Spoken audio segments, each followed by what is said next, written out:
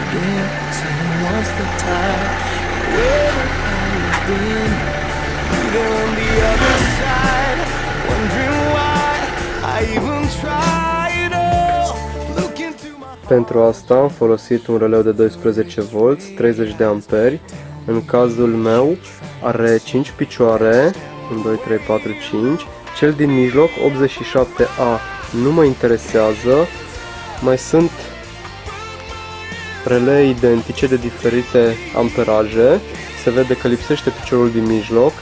Se folosește și acela, dar nu în cazul nostru. Eu am să aleg varianta cu 5 picioare, deoarece am și sistemul de prindere.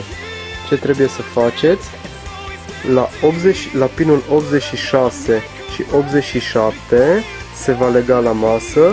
Pinul 85 se leagă la plus de la becul stopului de marșarier, iar pinul 30 îl tragem la butonul de avarii la pinul numărul 8. Eu am și soclul la releu, în caz că va trebui să schimb releul îmi va fi mult mai ușor.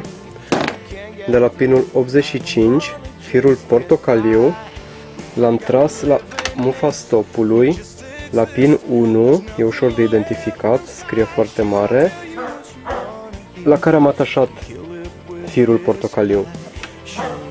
De la pinul 30, un fir se duce la pinul numărul 8 de la mufa de avarii, la care am inserat și o siguranță de 10, iar ceilalți doi pini, 86 și 87, îi voi lega la masă.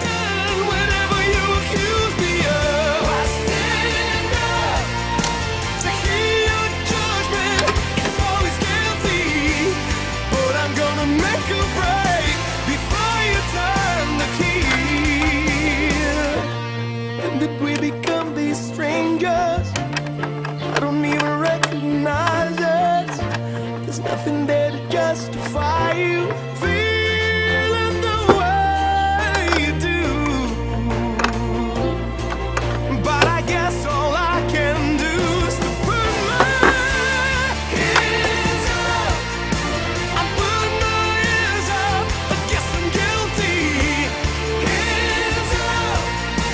I must have done whatever you accused me of. I stand up.